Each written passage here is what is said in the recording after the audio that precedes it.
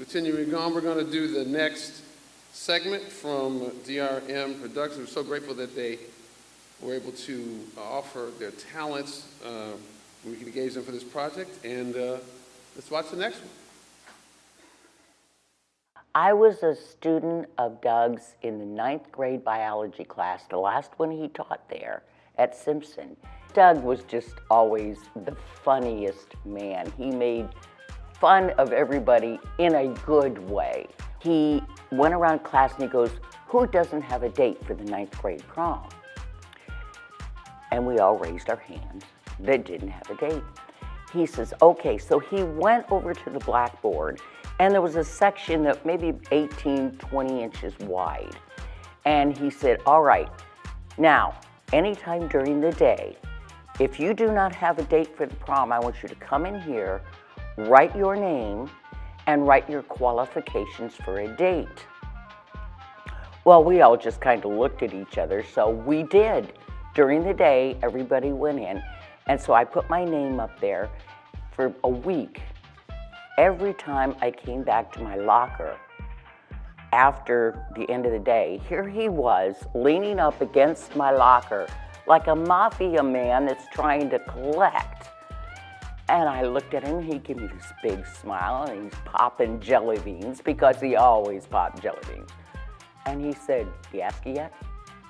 "No, Coach, he hasn't." Come Friday, Bob finally asked me to the prom. I mean, I was elated.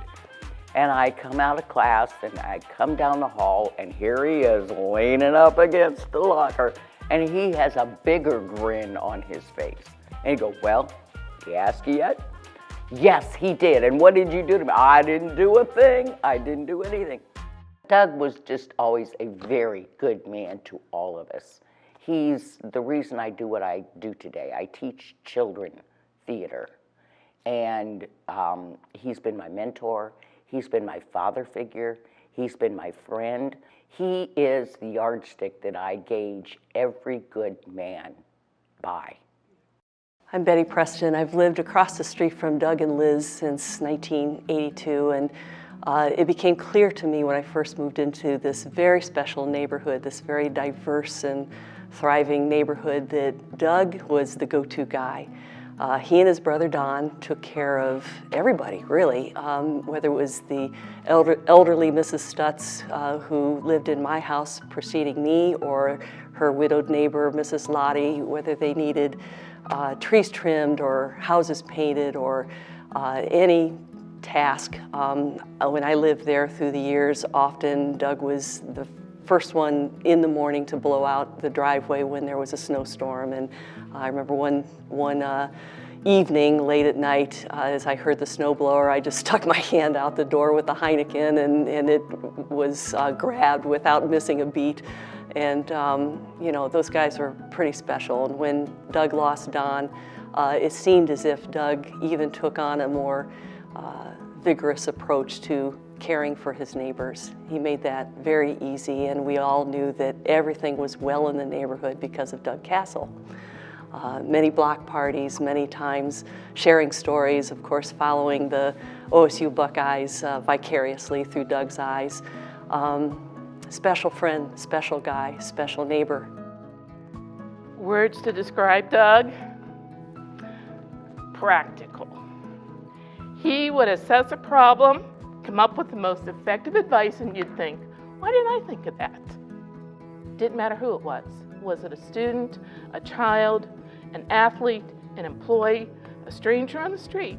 Doug knew how to talk to them, how to be conversant.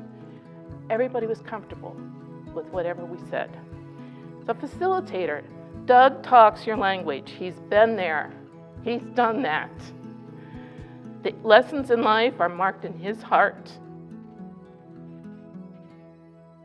I've known Doug since I was in junior high down in Simpson, and he was my 9th grade football coach. And one of the great things about Doug is that my dad died when he was young, my mom passed away, and my brother passed away, and every time Doug was always there.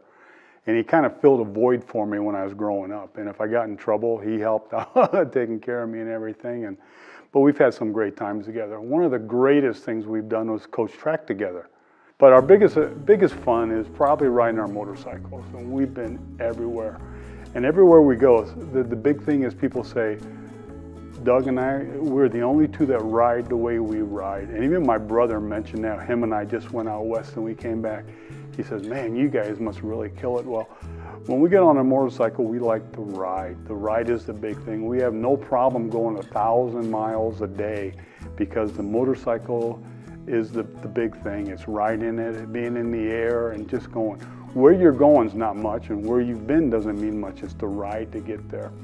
One of our biggest trips, we went to Alaska. We decided one summer, let's go to Alaska. 14 days later and 10,000 miles, we went all the way to Fairbanks, Alaska, and we came home. And you get to know a person really well when you're on a motorcycle in Alaska. You're up in the country, you know, there's nothing there but animals and wilderness. And Doug got himself into a routine, and I kind of figured it out. Whenever we stop at a hotel, he always takes the bed next to the air conditioner, and the first thing he does is turn that air conditioner all the way up.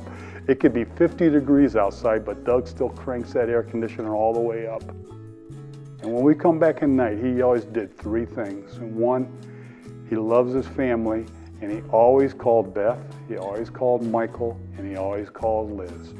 And you get to understand where the man comes from when you ride all day, but yet he's got that commitment to his family. One time we were 50 miles from the Arctic Circle, and Doug still had to make those phone calls, all 3 of those phone calls every night.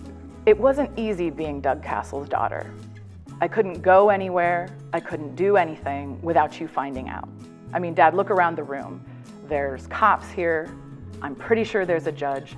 I could not mess up or mess around as a teenager. And I remember taking the family van, an Aerostar, and I parked it very stupidly at the Jolly Pirate Donut Shop. Some of you might know what that is. It was very obvious and it was very out in the open. I crossed the street and I went into this party.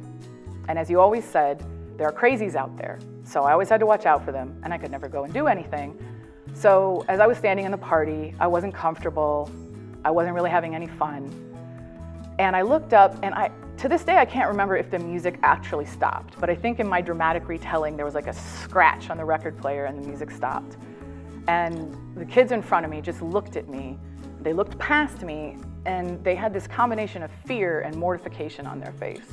And I do remember saying this, is my dad right behind me? And I didn't even have to look behind me. I just felt his hand on my shoulder, and I just dropped my head, and we walked out of the party. And I pretty much walked out of party life as a teenager. So when I think about anything I do in life, I always have a few seconds where I think, is this dad approved? Because it was always about love.